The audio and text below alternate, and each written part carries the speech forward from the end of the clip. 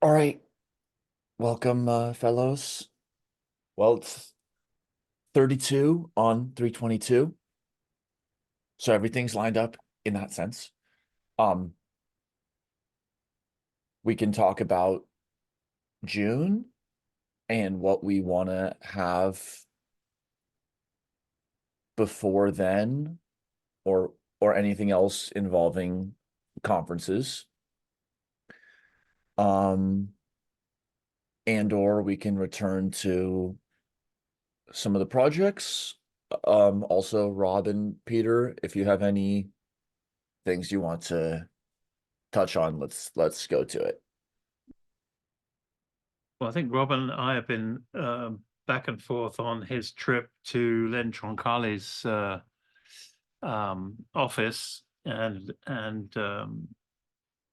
I think from that one of the documents was on education, and I think what keeps reminding us of the fact that there's a treasure trove of information in the documents that have been produced over 60 years, and that really we need to work out well, I was going to say aggressive and um, expeditious way to surface what has gone before and determine its relevance today. Because I fear we're inventing and reinventing things that have gone before, and that's a shame. And it doesn't honor the work that's gone on before, um, and there may be some insights in there that are helpful. Rob, what do you think?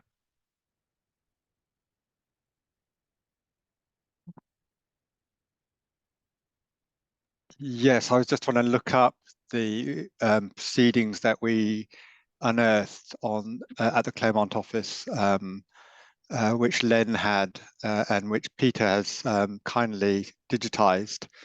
And one of them was definitely on education, and there were some interesting ones on general systems theory as well, from comments from Kenneth Boulding. So yeah, I would echo Peter's sentiment about uh, just learning from the past, really. A lot of it's been done before. Uh, What and was just like what was just like the context of the education documents, or what type were they, or like how do you see it differently as it was being done then versus how people are talking about it now?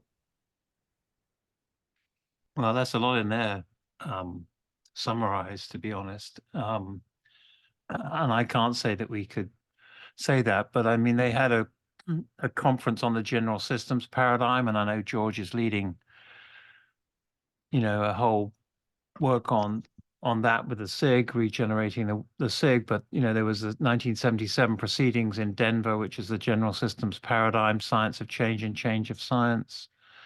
A 500-page book of proceedings, which covered a multitude of different topics. Then there's a 1987 work from Canada in the Northeast region of ISSS, which is proceedings of foundations and applications of general systems theory with a focus on education. So there's a lot in there as well. And as I was scanning it, I was very cursorily reviewing some of the titles and so on, and I haven't had time to go back to it. But and then the meeting in 1982 was on an international conference on systems methodology. Um, and so just, those, and then the Far West region, the sixth annual conference, there was another set of papers and so on that, it would just be good if there were more eyes scanning it, frankly. So I'd invite George, um, and others. I don't know if it's something that your SIG work would want to take into account, George, Rob is on the steering committee. Rob, have you seen all these documents that Peter's just? we haven't dug deep into them. We've just rescued them, but they do need a deeper dive in them. A couple of other projects that were in the Len Troncali office. He did I think, a 10-year funded program called Integrated Science and General Education, and he developed a whole curriculum around I think mainly his isomorphic approaches, and he taught a few semesters or years of that course. And so there was some material there.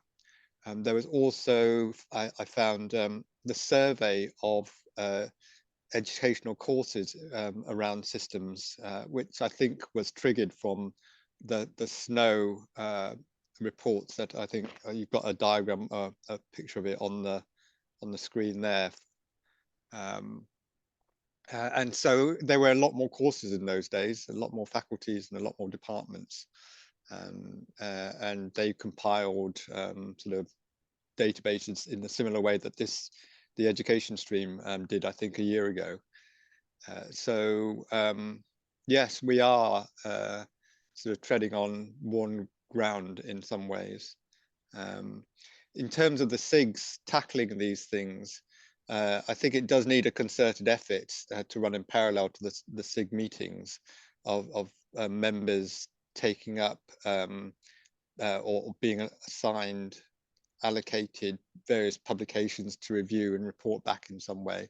But that's all part of building up a knowledge base, really, and maybe a SIG specific one, because there's things of value for all the SIGs in these old documents.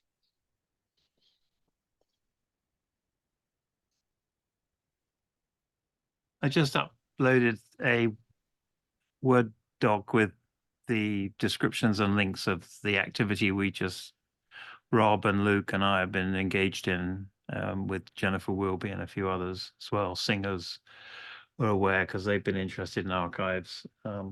So that's got some descriptions and some links in it.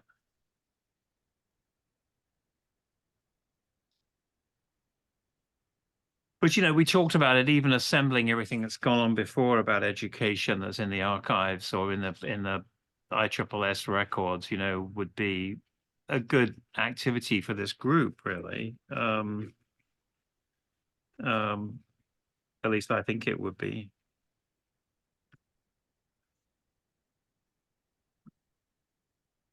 I don't know if that's something you want to do or not, look back, or whether we're trying to just look for, I don't know. This sounds very good. I mean, these are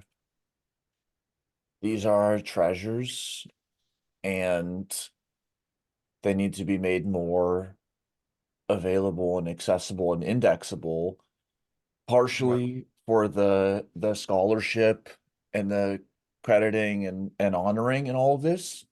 Yeah. And then also at like a much more industrial scale to cross-reference and include in LLMs and all these other knowledge bases. Well, exactly. I mean, that's the point, isn't it? I mean, you know, that's why we started engineering, was the whole idea around how do we take what we've got and make it more accessible, whether it's LLMs or whatever. I mean, and that was sort of, you know, and the interplay then of, and I can see why it doesn't, you know, the pendulum bifurcation that we started with this was sort of to sort of focus on each, and maybe that served its purpose for the time. And now we're at the point where, you know, with some renewed energy with George's initiative and others in different areas, even what you're doing here, Daniel, and have done now consistently and remarkably, really, over the last couple of years. I think it's sort of unique in its consistency and documentation, which I admire and congratulate you on. But, you know, it's how to make it all real and actionable.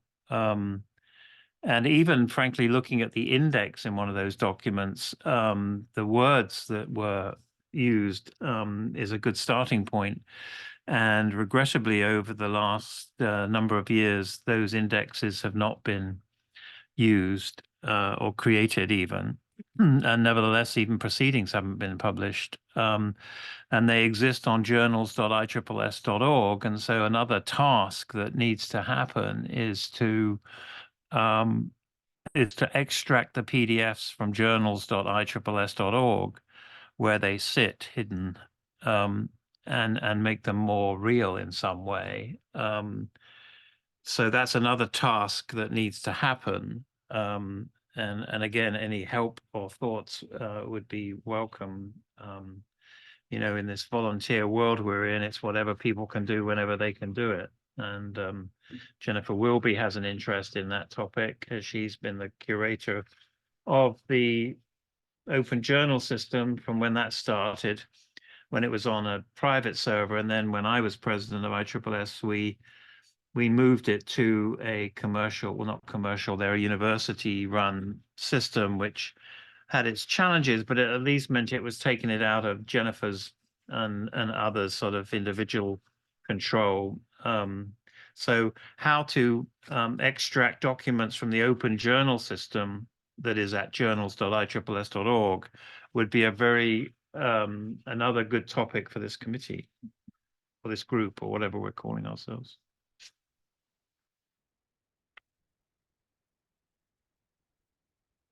Okay, well, I mean, there's many levels of this. So one of them is extracting what from here, these PDFs. Like, are these, is there kind of a, It's random. okay, like they're not according to a very defined schema. No.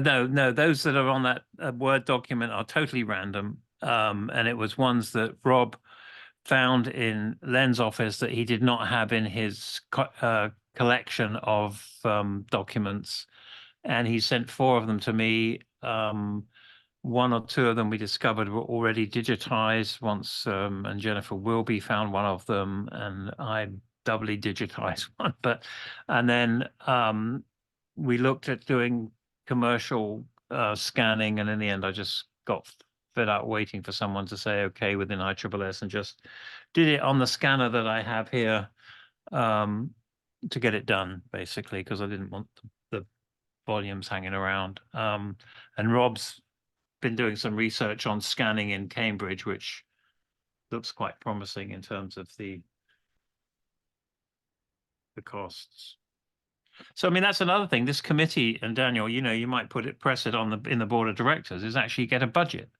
I mean, why don't you ask and George, you're on the no, you're not on the board of directors, but Daniel's on the board of directors, and I would suggest, Daniel, that you make a pitch for some money, whatever amount, you know, an annual amount for the education committee to do some things. And one of it might be to identify, I mean, Rob can identify those that have not been scanned, or it could be to pay for some way to take the digitized copies and create a large language model, or I don't know. But I do think we need to move this forward, and it's not going to move forward by talking every week unless we actually get some ways to kickstart some action in the technological development that can assist in the inquiry, basically. Yes.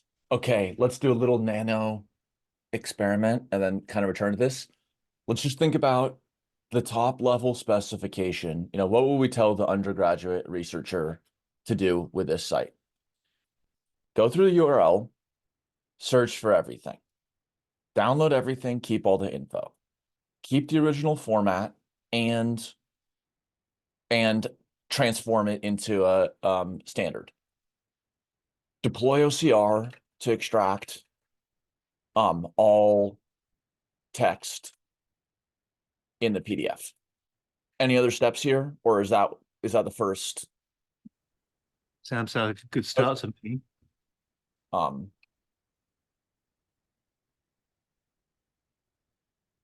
mean, it might be that we could go to OGS and ask them to just give us all the PDFs, because when they transferred, and they did the transferring, they did it from a private server where each year was a separate installation of the software, to the current system now where it's one installation of the software, and each year a new journal, quote, journal, is created. Slightly different, but they must have, and we should have done it at the time. I didn't ask them, and I haven't done it yet, but we should ask them for if they can give us all the PDFs that are actually on that system. Okay. Just this is a little bit of fun I've been having with cursor.sh. Okay.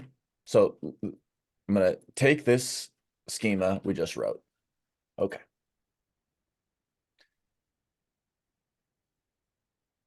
Here previously, I was this was this is the active inference journal. Here's Dave's code that I was playing with. All right, new AI project.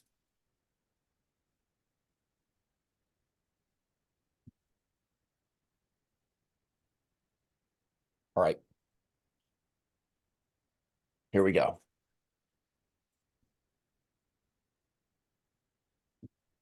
This is the sip the coffee, hit some pull-ups, take a breath. Yeah, if it'll do it for us, that's great. It can get us super far, and cursors just like it's shocking. At first it writes it all out. Like I've seen it go like 20 to 50 steps deep into just an initial prompt. But let's just see where it goes. Okay, so first interprets our prompt, reframes it into the scripts. Then it's going to iterate literally over these hypothesized scripts. Web scraper it's writing first.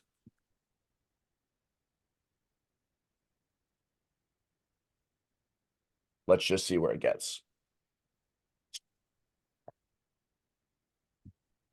While it's doing that, I have many of the PDFs actually on a hard drive, and on ISSS they're behind a login, and that may be difficult for some scraping. Anyway, that's something to consider. I could put them all somewhere on a website that could be scraped if that's something we decide to do.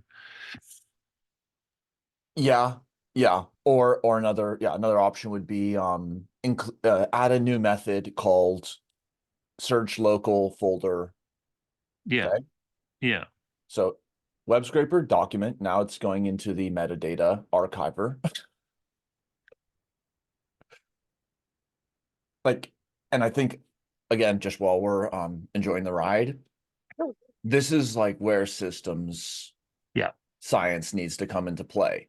Because absolutely. I mean, the kind of speculation and like fun, like really fast, really frantic discourse that I see on social media is like people are inventing world models and generative models, and they're like, whoa, it can enumerate all possible physics, or it can like invent like a multi-narrative environment and all this like kind of stuff. And it's like, yes, there's a science for that.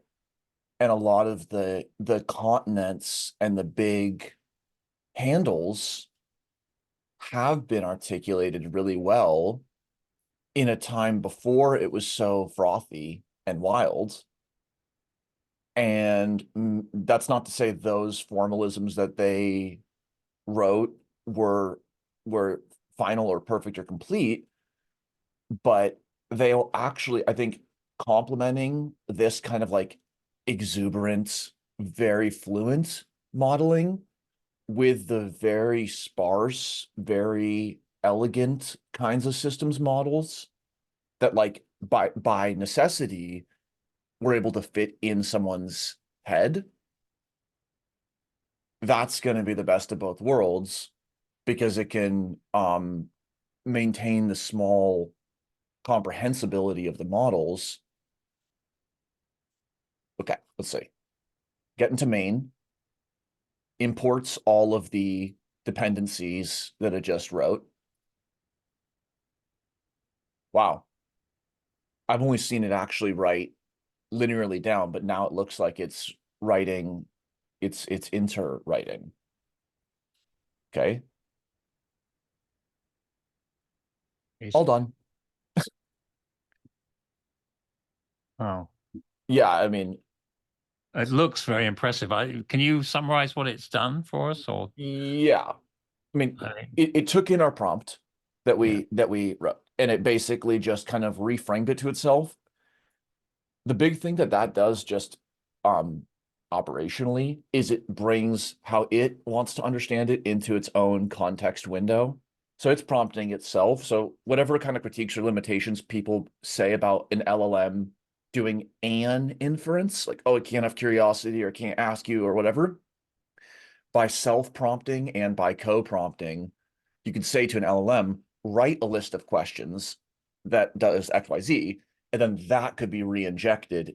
So even if the LLM, like people say, oh, it can't ask questions or something, it's like, well, yeah, but you can connect to or one to itself to write questions. So we wrote those like 5 or 6 steps. And then it basically just iterated through. And then based upon each of those steps, again, just to kind of break it down, it took the natural language that we wrote and it broke it into tokens. So that's kind of like it stemmed the words. So just kind of then given the embeddings, the semantic high dimensional embeddings of each of those terms, it derived an embedding for each of those queries steps. And then it said, okay, given the okay, they want a web scraper that iterates based upon the statistics of code that I've seen, including web scraping code. Right. This is going to make a web scraper class, that, given a base URL, is going to check the validity, right, get the links, filter for documents, and crawl through, start the crawling. And then and so on for all the other steps. And then main, just kind of by convention, is the central operator. And so it is pulling in these functionalities into main. And then this def main is running the main operation, starting the crawling, downloading, archive, convert, deploy the OCR. Let's see what it actually used for OCR though. Oh, it did. It does that as well. Okay. Well, but now that's the first part. This has all been a code hallucination or whatever people want to say. So here's where it really comes into play. Now we can run main.py. Okay. So already, bugs appear. Right. So it's like, okay, then here's where the debug with AI comes into play. Gotcha. So when you do that button, there's two in cursor, there's two main places where the language models come into play. The first is an inline. This just looks like a little graphical bug. Just that's still in the window. Okay. So there's two main places where this comes into play. One of them is where you can be inline and you can just say improve and develop this, or you could say make this to be such and such. So then here it just iterates through line by line. Red means it's deleting code. Green means it's adding code. So like this was its first continuation of the concept, but now upon review, it has condensed several of these lines of code, or it wrote the archive metadata, but then when it on a second review pass, it said, okay, well, actually we should add the documentation and the arguments. So like these are the kinds of low-hanging fruit, which is like iterate over the whole Linux kernel and only add obvious things like documentation, argument, parsing, and then you just accept the code, save it, move on. So that's the first mode, is the inline with Control K. The second mode is where you can take either a bug, like a error output, or code from here, and you can put, and it comes into the side chat window. So here's the error message that we got when we ran main. Then, so the issue's in line 3 of main. And then it's like, oh, here's the fix. Now, given that, it's going to run through. Okay. Right. Then we can rerun it. Okay. Now we got to line 11. So now we go to debug again, and it's going to again think through it. And so this is like how I've been making a ton of coding, is concept gets the full hallucinated structure, and then you just run into a bug, fix a bug, push forward another 6 inches, get the bug. Yeah.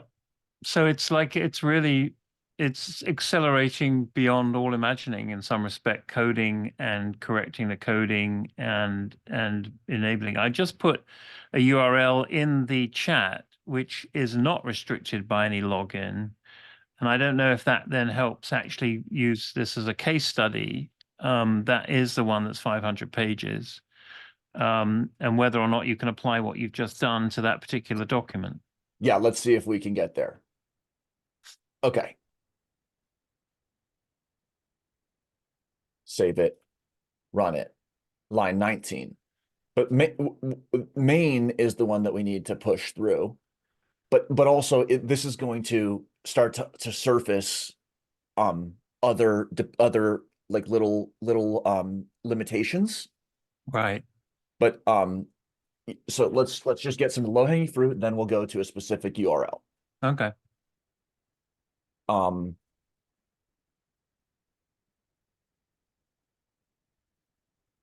I think I OCR'd that anyway, by the way. An interesting, I think, again, this is like where and how we need the system science is like, this is a super odd combination of bottom up and top down, because we're just plowing ahead in this bottom up, essentially unspecified, like ad hoc way. Right. Yet the symbolic structures that it's instantiating are derived from an enormous amount of actual examples and thus reflect their own top-down like symbolic order. Right. All right. Based on what's gone before and who put this together and everything else, right? We want this web scraper. And then also this is another thing is like in Coda, you know, the at, and then you can do like at a page or at a name. Whereas here you can do, we want this at web scraper to work well with at main. So now it's going to use those scripts in context, and then it's going to improve them to coordinate. So again, people will say things like, well, LLMs don't have context. It's like, not until you use cursor and it loads in exactly the context that you need. Oh. And then, so this will help harmonize web scraper and main. Then we can say the URLs that we're interested in look like this. Make sure that this will work.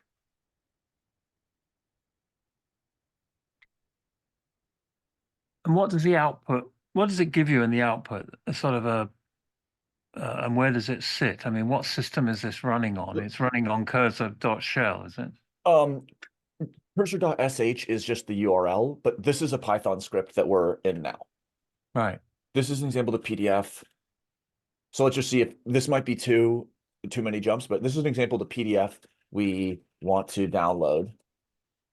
Parse the URL and update the script to crawl the entire open ISSS site. Oh, I see. So you're writing what you want it to do, and it's then creating the code to do what you want it to do. Yes, exactly. And then here's the terminal window in the bottom. Okay, here we go. web3.iisss.org. So it did parse. Now we're getting close to it actually potentially scraping ISSS.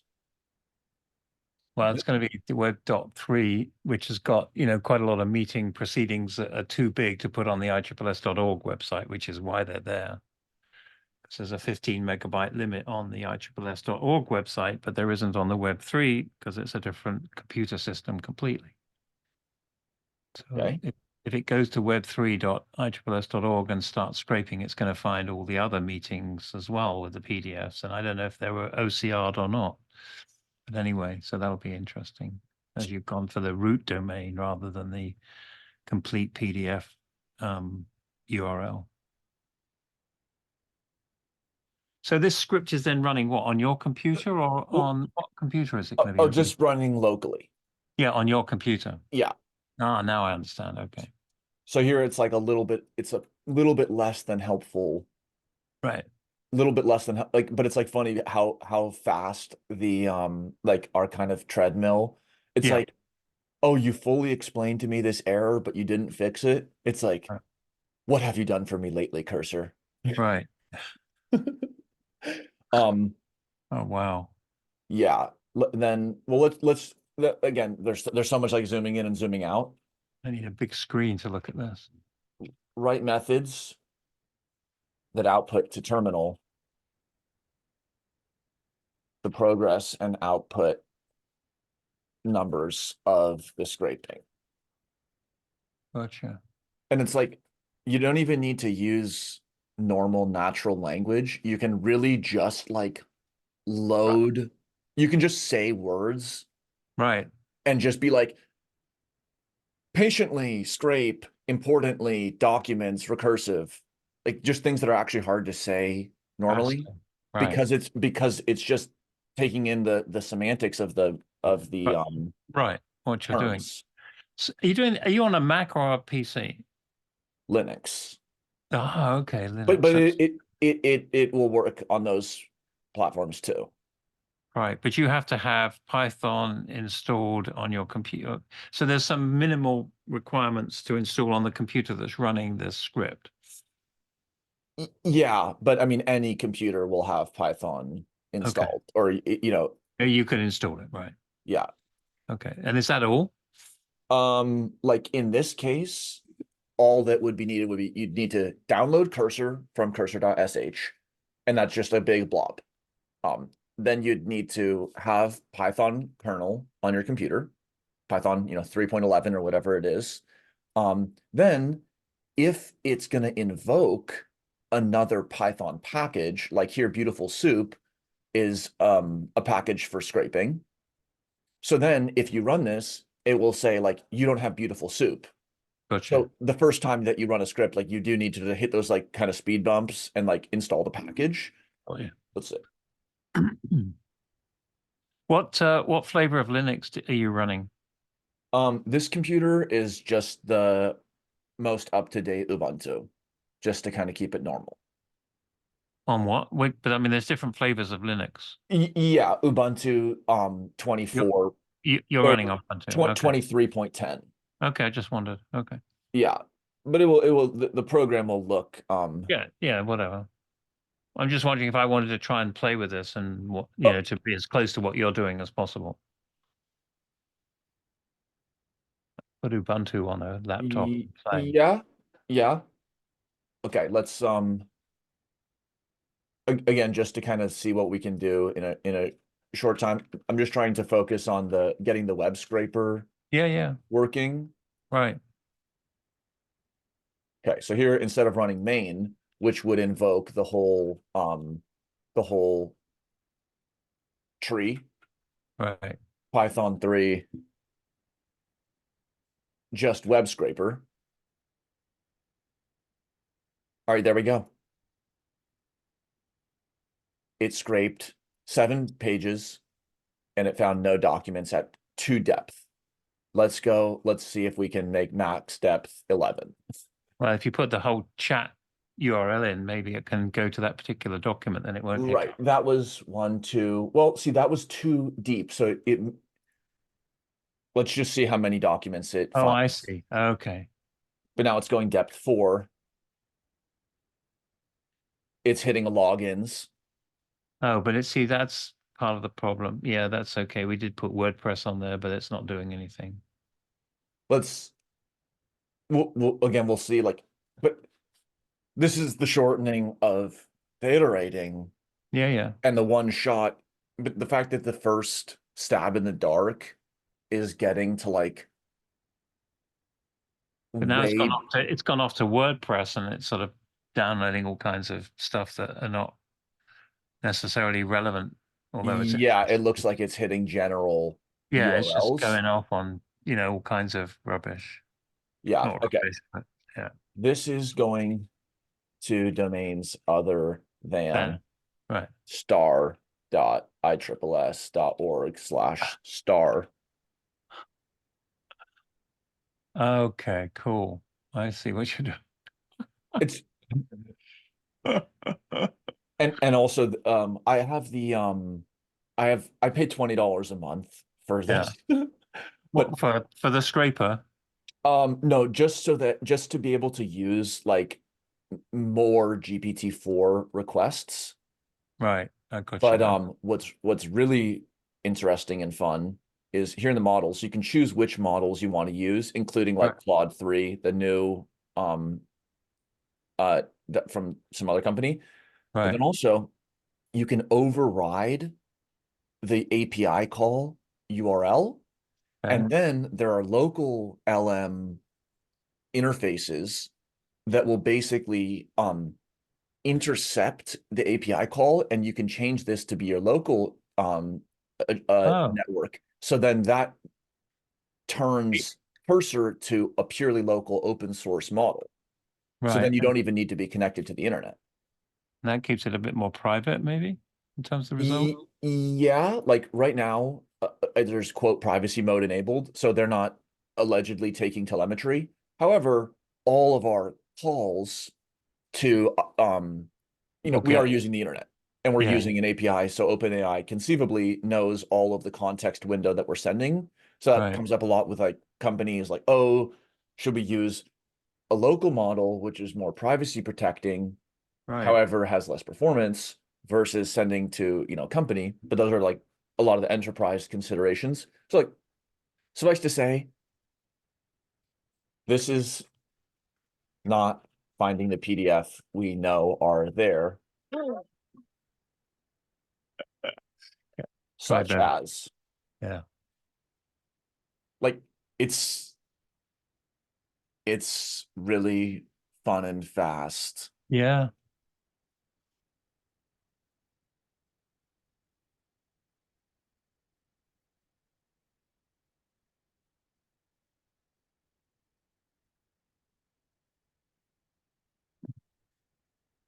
There's so many possible pitfalls. Like it's really possible to make these like lines and lines and lines, pages of code that look perfect and professional, but it will be implementing like an absurd logic to just do something really simple. Yeah. And then there's other times where it'll just fix one small thing, and then Yeah. well, okay. It's- Another possibility is maybe, and this is like where again having the figuring out the awareness of the code itself, Yeah. because maybe the document downloader is where it's going to do the downloading. So let's try running main again.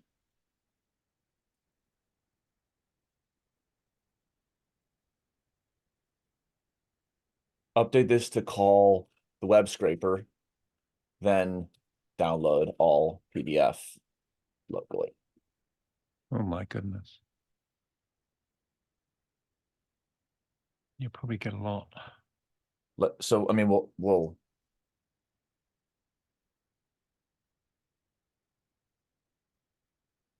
accept it, save it.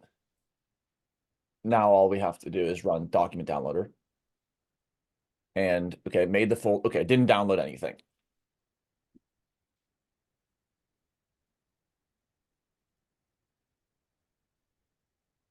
Here's the other, so that's the control K mode with the inline. The Mhm. other mode, select what you want, and then you control shift L brings it into the side. So now we're in a side chat.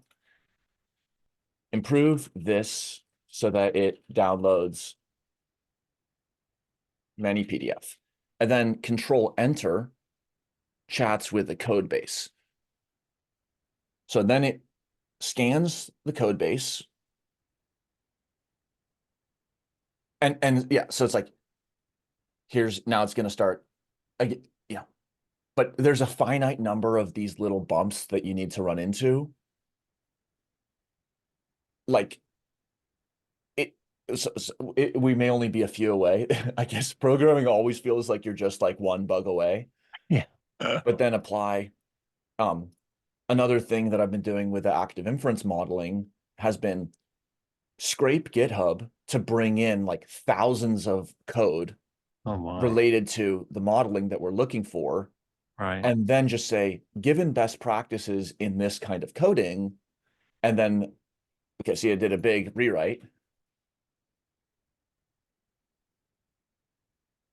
This is going to be a really obvious one, but it's like, we don't have this package that it wants. Right. So that's the kind of thing that, you know, so I will pause this, but I mean, I could put it into a GitHub repo right now. And then we can, and then just, well,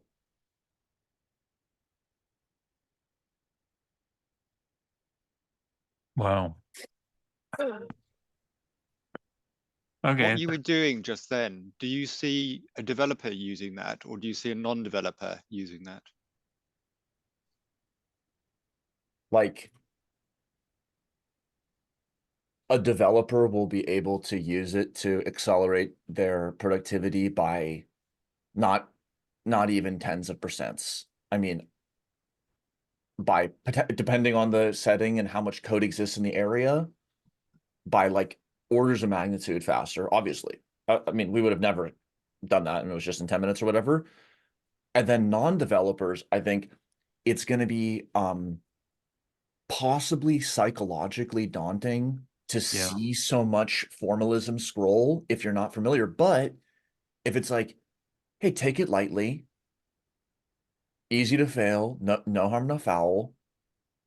And so they will, a non-coder will have a harder time shaping the explosiveness into a functional script, but they will be able to do this. Okay, bring it in the sidebar, explain this code. And then someone could say, oh, I don't know what a Python class is. But then that's the follow-up question. What is a Python class? So I think you're still thinking like a developer there, and non-developers will all be Klingon to them.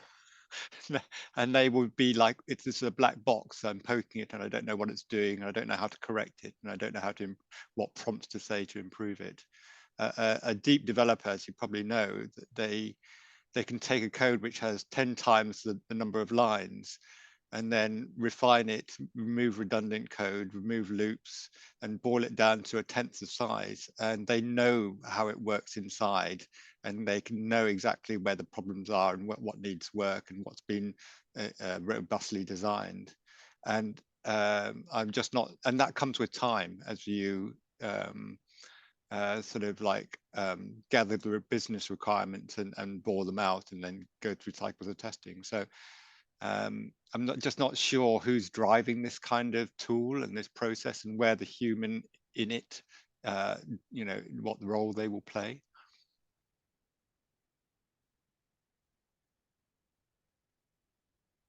Rob, have you got any intention of coming to Washington next June for the ISSS or ASC meeting? I yeah, wasn't intending to come to the conference. I'm just still recovering from Claremont. Okay, fair enough. I mentioned that because Dave put in the ASC. David, is it David or Dave? Which is preferred? Dave, that was Dave. just updated. That was just updated in the last few days. And they've just started accepting papers recently. Right. Unfortunately, if you go back and look at the other previous conferences, that may give you some idea. But you know, things are merging so fast. I think it makes sense. Go ahead and submit. You know, who knows? Something you don't think quite fits in ISSS, just triple the submit to the ESC and see what Yeah, no, happens. I'd definitely put it into ASC. I mean, I'm more excited by ASC at the moment than I am ISSS. That's unfortunate, but that's the way it is for me right now. And Blasphemer. what? George is getting upset. I knew I'd provoke him into some reaction. I called him a blasphemer. Unbelievable. Unifier. Unifier. There you go. Thank you. Yeah, it is a bit. Well, if that's the outcome, then you are forgiven, my son. Yeah, I- it is. It is really because I'm bouncing out of all that work I've done with ITRO and just did recently. I mean, let's face it.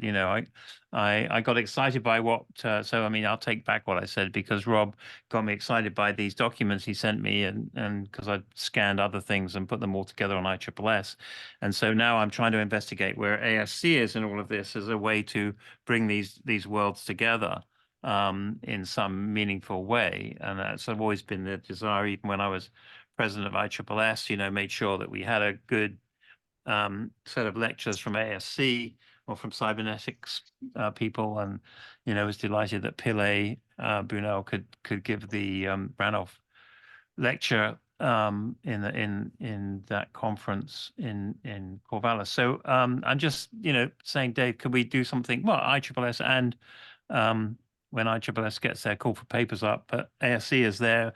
They've got their theme sorted out. So I would love for us to sort of do something about what's been going on here within the sort of cybernetic frame, Dave. And I put my phone number in a private chat to you if you want to reach out or give me a call later today or something. Sure. Yeah, no, Peter, Peter, have you been attending Paul Pangaro's meetings? Not the Macy meeting so much, but I am a Okay. trustee of ASC, so I go to their executive committee Oh, yeah. meetings. So Yeah. I haven't, yeah. Yeah, I think the various associations at absolute minimum on the technical side, developing these expensive but enormously profitable tools like what we've been looking at today. Everybody should just, jump together, hire one person that delivers code and specifications and recommendations to ISSS, ASC, and I think also the general semantics folks. There's another area where it's a lot of overlap from a different viewpoint, more of a humanistic viewpoint, more of a legal and cultural viewpoint, but still very hardcore, real science. Yeah. Yeah, and semiotics. And and I'm involved with Metaforum, which is based in the UK. And then you have the World Organization of Systems and Cybernetics, and a conference later on in September in Oxford. So I'm sort of looking at trying to bridge all of these various organizations with commentary, basically, and observations about documents, and trying to bring them into more contemporary application, really. That's the point. Well, no, I suppose I'm very excited by ISSS and what Daniel's doing. I mean, that to be fair, I mean, this is very exciting. It's extraordinary. It's probably more exciting than anything I've seen, actually. So to be fair, George, I'm now pedaling backwards fast, of course. Flip-flopping.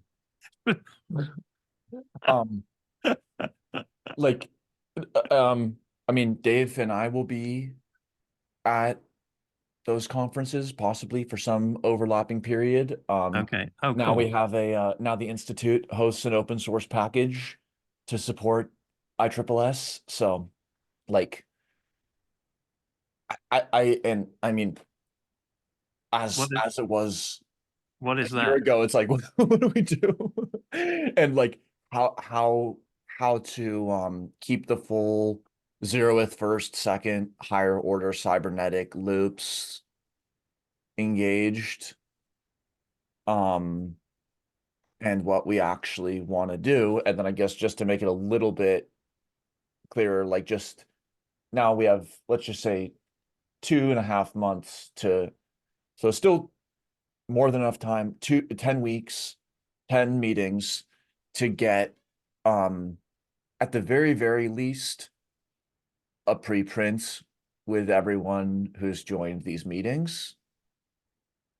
So maybe in the coming 1 or 2 meetings for ISSS, let's think about another communication to send out and basically say, here's how we're gearing up for the for June. Here's, if you want to be on the sidelines, here's what you can do to cheer. If you want to join, here's what we're looking for and doing. Here are the other active projects in ISSS that are super exciting, like George and Shingai's work and everything. I think that will be some good avenues. Cool.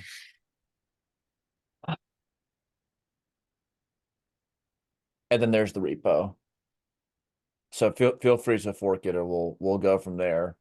But also I would recommend people check out Cursor for that. Just it's just that whole just start a new project. And then also it's like you can even pull back a level from there and write a comprehensive project outline. Well, for ASC, it's due by the 1st of April. Which one is it? 1st of April for Yeah. For ASC. I mean, if- presentation proposals, that's all, just Yeah. half page, just this is what we'd like to do. okay. We'll have one more meeting. So in the next meeting, let's return to that. But like we wrote the 5 things that we wanted at the beginning of this. We wrote this list of 6 things. So that was 6 sentences, 6.5 sentences to type. But here, with 1 sentence to type, here's a better prompt. So it's like, this is like Bucky Fuller and ephemeralization, doing more with less, emergence through emergency, which is like, we pulled up a level in the cybernetic loop to do less. And then this is a better prompt for Cursor. I don't know if there would be enough, maybe even higher. You could say, I want to scrape documents, and then it could go from there. But at some point, I mean, this is only like 15 words. So it's like, how lazy are we going to be? And what is the role of the humans' action perception and information processing and all of this? Because to go from 15 words to this, copy and paste that into another window, deploy a full system. I mean, I don't know how much easier it needs to be. No.